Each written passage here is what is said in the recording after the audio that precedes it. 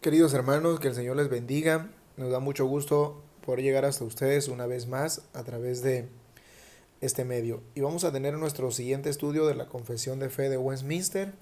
Y en esta ocasión vamos a hablar acerca del tema de la justificación, que es el capítulo 11 de la Confesión de Fe de Westminster. Tenemos como texto base, el cual ustedes deben, por favor, memorizar y tomarse el tiempo para esto, que está en Romanos capítulo 3, versículo 24, que dice: siendo justificados gratuitamente por su gracia mediante la redención que es en Cristo Jesús. Por favor, hermanos, tomen el tiempo para memorizar este texto. Bueno, veamos las secciones 1 y 2 del tema de la justificación y qué nos enseña la confesión de fe a través de estas secciones. Miren, en primer lugar nos enseña que todos y solamente los llamados eficazmente serán justificados. En nuestra lección anterior hablamos acerca del tema del llamamiento eficaz. Y nosotros podemos ver toda la obra de salvación con respecto a cómo se desarrolla en la vida del hombre a través de un proceso, y así de hecho se le llama en el estudio de la teología el proceso de la salvación.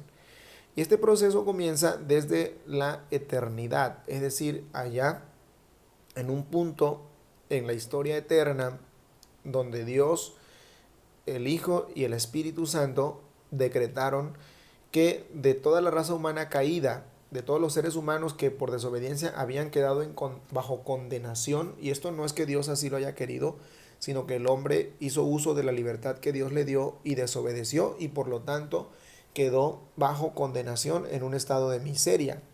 De esas personas Dios quiso escoger para salvar a una parte de la humanidad.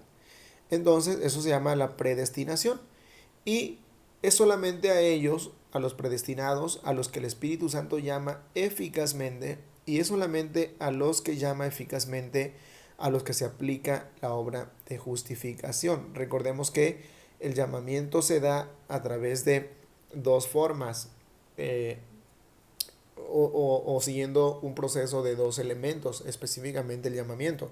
El llamamiento externo, que es a través de la palabra, y el llamamiento interno, que es a través de la obra que el Espíritu Santo realiza en la vida de los escogidos.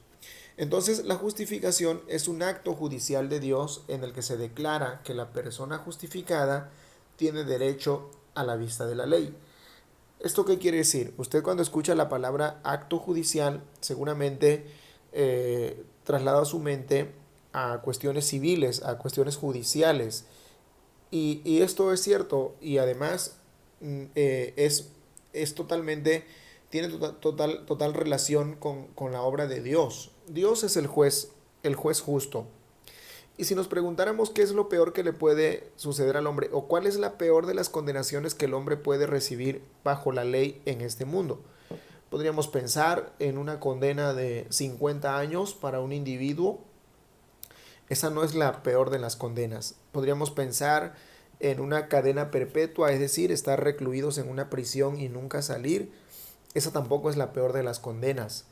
Aunque todo eso se ve desde el apartado judicial de la ley, podríamos pensar en una pena de muerte, como en algunos países se aplica a los peores criminales, pero tampoco esa es la peor de las condenas.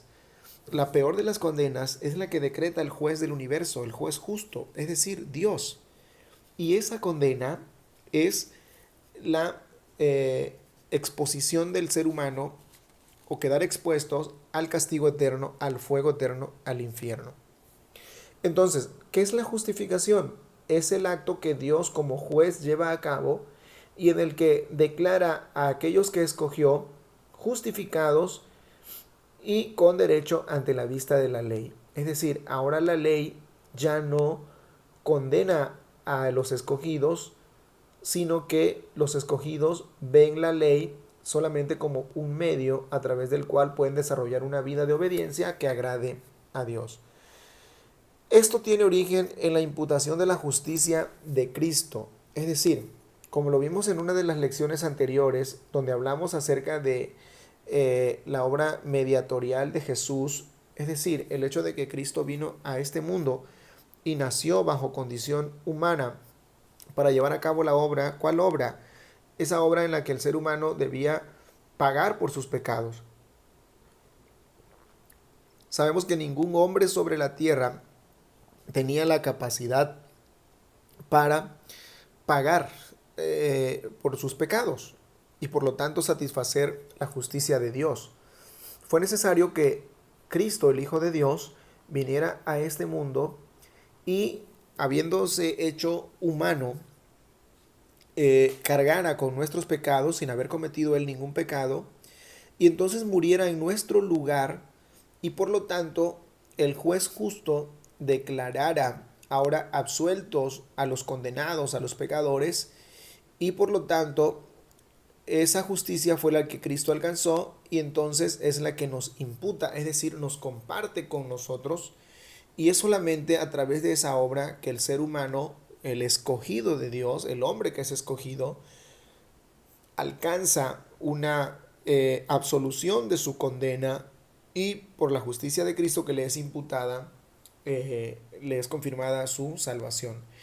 Esta imputación se hace por la fe, es decir, no hay facultad en el hombre, no hay ninguna característica en el ser humano que pueda hacer que esa obra le sea aplicada, es decir, ningún ser humano puede decirle a Jesús, bueno Jesús, ya tú hiciste la parte más difícil, yo he hecho pues una parte sencilla, entonces compárteme de esa justicia que tú alcanzaste para que pues yo ahora esté justo delante de Dios. No, esa justicia es imputada únicamente por medio de la fe, una fe que es obrada por el Espíritu Santo en el corazón, en el alma de los escogidos, cuando el Espíritu Santo los llama para regenerarlos de una manera eficaz. De tal manera que esta fe, como lo dice la palabra, es un don de Dios, es un regalo de Dios.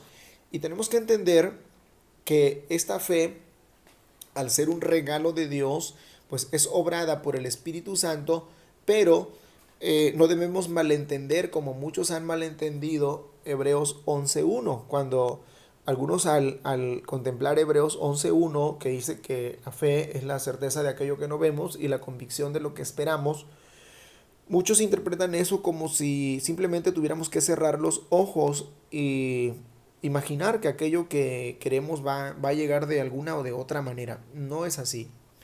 La fe tiene fundamento en la Escritura. La fe que el Espíritu Santo imparte en nuestros corazones tiene fundamento en la Escritura.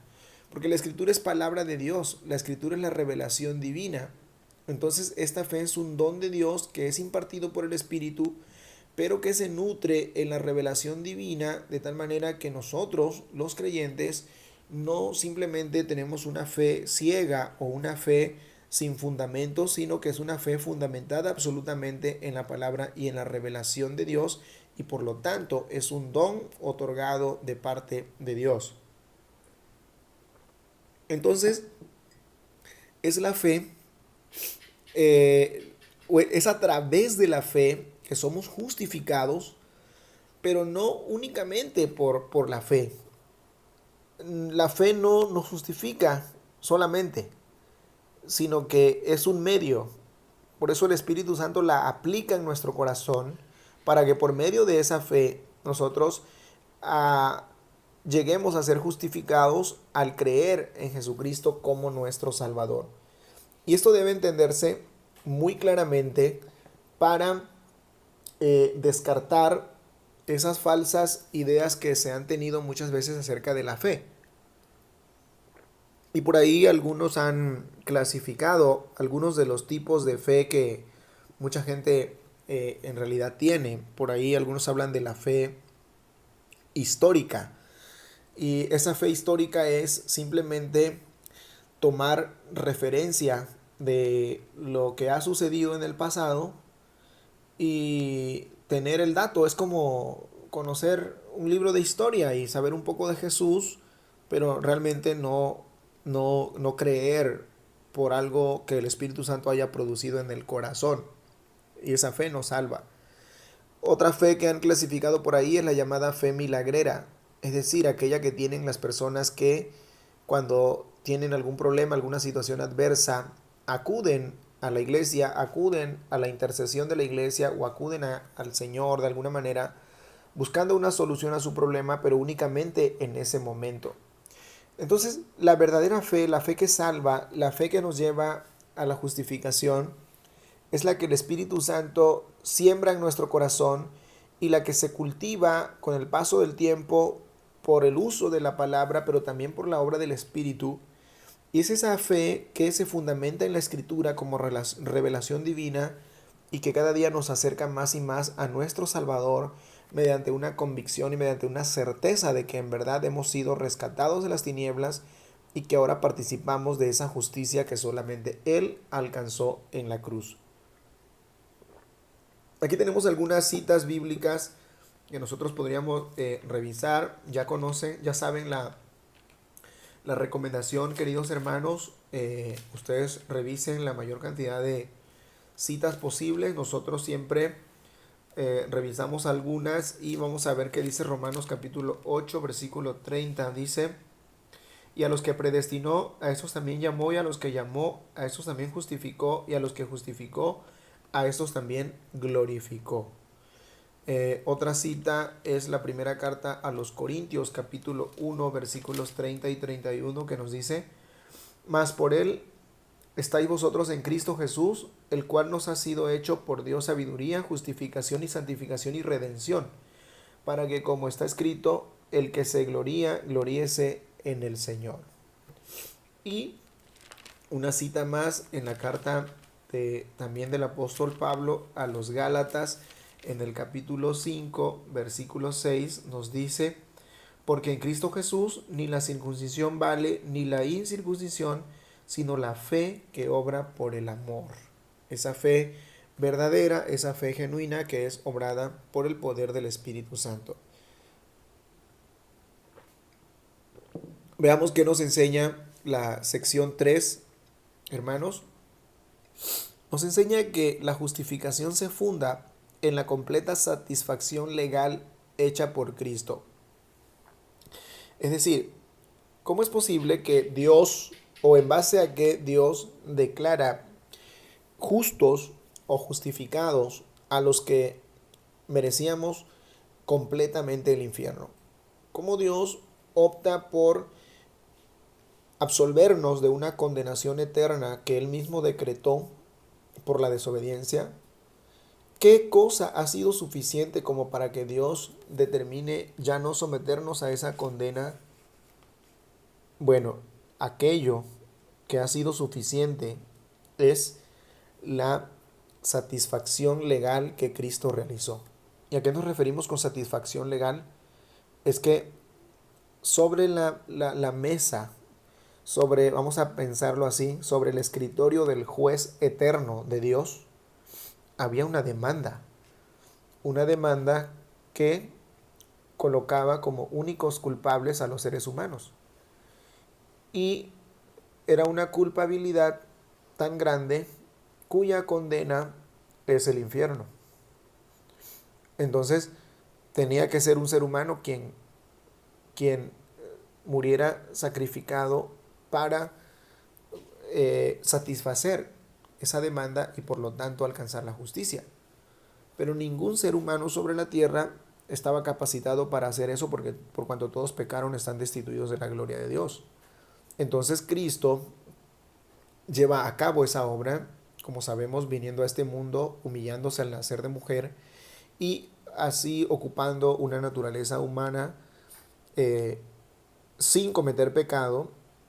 Él se coloca en medio de nosotros, Él asume la posición mediadora y lleva a cabo esa satisfacción legal, y por lo tanto Dios declara justificado a su Hijo, y su Hijo comparte por pura gracia y por plan eterno esa justificación por nosotros. Entonces, de ninguna otra manera, sino únicamente por la obra satisfactoria de Cristo en la cruz.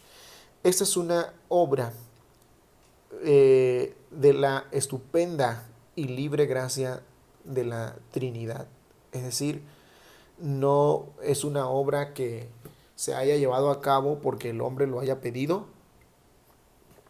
Esto no fue obra o resultado de una petición del ser humano Una ocasión me llegó por ahí un mensaje de texto por WhatsApp que decía que el diablo había tenido una reunión con Dios y que le había dicho a Dios que si le entregaba a Jesús su hijo, entonces el diablo iba a dejar en paz a la humanidad. Eso es lo más absurdo, lo más falso que he escuchado. Eso no es así, eso es antibíblico y es una completa eh, herejía, es una completa blasfemia. La obra de Cristo, la obra de redención, el sacrificio de Cristo se llevó a cabo únicamente por la libre gracia, porque Dios es amor y decidió obrar bajo ese amor para darnos salvación a los que Él determinó escoger. ¿Sí? Entonces veamos algunas citas en la primera carta del apóstol San Pablo a Timoteo en el capítulo 2 versículos 5 y 6 dice lo siguiente: porque hay un solo Dios y un solo mediador entre Dios y los hombres, Jesucristo hombre, el cual se dio a sí mismo en rescate por todos, de lo cual se dio testimonio a su debido tiempo. Y veamos otra cita en la carta a los Efesios, capítulo 2, versículo 7, que dice: para mostrar en los siglos venideros las abundantes riquezas de su gracia en su bondad para con nosotros en Cristo. Así que es Dios en su divina gracia, en su divino amor, quien determina salvarnos y llevar a cabo esta obra maravillosa. Entonces los elegidos no serán justificados sino hasta que crean en Cristo. Como ya lo hemos dicho, Dios en la eternidad determinó salvar a un grupo, a un número que solamente Él conoce. A esos que Dios decidió salvar, los predestinó. Se le llama predestinación. Todos los que hemos sido predestinados, nacimos en este mundo un día. Y desde que nacimos, mientras no hemos venido a Cristo, estamos bajo condenación. Estamos bajo una condición de culpabilidad y pecado. No buscamos a Dios por nosotros mismos. Pero a todos los que Dios predestinó, Dios tiene determinado el momento. Puede ser en la infancia, puede ser en la juventud, o puede ser en la vejez o en la edad adulta. El tiempo que Dios determina para llamarnos por la obra del Espíritu. Ese es el llamamiento eficaz. Mientras eso no se lleva a cabo, entonces no hemos sido justificados. Aunque ya seamos predestinados, cosa que hasta ese momento no sabemos, no somos justificados aún, sino hasta que el Espíritu Santo nos llama eficazmente y por lo tanto venimos a los pies de Cristo arrepentidos y damos testimonio desde ese momento de que hemos sido llamados para redención. Aquí no se nos salió tantito la presentación, pero ya la tenemos de nuevo. Entonces, decíamos que es hasta el momento en que el Espíritu Santo llama a los escogidos, hasta ese momento se aplica esa justificación. Aquí hay, hermanos, citas bíblicas también. Le vamos a pedir que por favor tomen el tiempo para analizar estas citas bíblicas que nos dan base a nuestro estudio.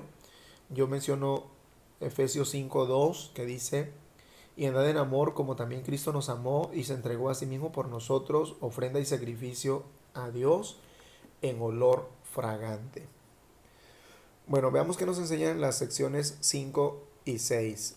Las secciones 5 y 6 nos enseñan, en primer lugar, que aun cuando los escogidos, los justificados, bien, los que ya hemos sido llamados por el Espíritu Santo, los que ya hemos declarado con nuestros labios a Jesucristo como nuestro Salvador, porque el Espíritu ya obró en nosotros, y que ahora hemos recibido la imputación de la justicia de Cristo, por lo tanto ahora el Señor nos ve justificados. Podemos todavía caer en pecado. Podemos todavía pecar y desagradar a Dios. Esto es porque aún estamos bajo esta condición corporal, bajo este cuerpo de pecado que es inmundo. Y aún estamos en este mundo lleno de tentaciones. Ante muchas de esas tentaciones sucumbimos por nuestras eh, concupiscencias. Pero eso no significa que seamos excluidos de la justicia y de la gracia de Dios. Todo cristiano que ha aceptado verdaderamente a Jesucristo y que ha dado testimonio de esa fe y que ha sido justificado, puede en algún momento pecar y desagradar a Dios, pero ninguno de esos pecados será un pecado de blasfemia o un pecado de apostasía. El pecado de blasfemia, el pecado de apostasía es el que se lleva a cabo bajo un espíritu de inmundicia, bajo un espíritu todavía en el que no se está bajo la gracia, donde el espíritu no ha obrado. Pero ahora los que hemos sido justificados, podemos en algún momento pecar de muchísimas otras cosas. Sin embargo, eso no significa que seamos abandonados de un modo total o que haya una pérdida completa de la salvación, de ningún modo. Sino que, como dice Pablo a los romanos, nada nos podrá separar del amor de Dios que es en Cristo Jesús. Y la gracia del Señor sobreabunda. Eso no es una invitación a pecar. Sin embargo, hay una obra maravillosa en aquellos que hemos sido alcanzados para justicia. Y también nos enseña la confesión de fe que los creyentes que vivieron bajo el Antiguo Testamento fueron justificados bajo los mismos principios que los creyentes actuales. Es decir, que para ser salvos únicamente podemos alcanzar salvación los que fuimos predestinados desde antes de la fundación del mundo. Y los judíos de la antigüedad y los gentiles que se añadieron al pueblo judío, también muchos de ellos fueron predestinados y fueron alcanzados para salvación. Sin embargo, ellos vivieron bajo una norma diferente a la nuestra. Ellos contaron, puesto que vivieron antes de la venida de Cristo y antes del sacrificio de Cristo, ellos contaron con una serie de reglas y de prescripciones o prácticas de sacrificios, y esos sacrificios eran como una especie de señal, como una especie de imagen previa a la obra de Cristo. Por lo tanto, todos aquellos que vivieron en el Antiguo Testamento antes de Cristo y que con una fe verdadera trataron de agradar a Dios en sus corazones, llevando a cabo los sacrificios, ellos son contados dentro de la justicia de Jesús. Hay una gran diferencia entre aquellos que simplemente llevaban a cabo los sacrificios únicamente para cumplir socialmente y a la vista del público, como en el caso de los grupos que se fueron al extremo. Un ejemplo clásico son los fariseos, que cumplían de boca la ley, pero de su corazón estaban muy lejos de Dios. Sin embargo, hubieron miles y miles de judíos que en su corazón estaban muy cerca de Dios, aunque los sacrificios nunca pudieron ser perfectos, porque solamente el sacrificio de Cristo alcanzó la perfección que a Dios agradó. Entonces, ellos son contemplados también en la justicia de Cristo. Hermanos, aquí están las citas bíblicas y las bases para estos últimos apartados, así que por favor tomen el tiempo para analizarlas y responder a las preguntas. Queridos hermanos, que el Señor les bendiga y muchas gracias. Nos vemos en el próximo estudio.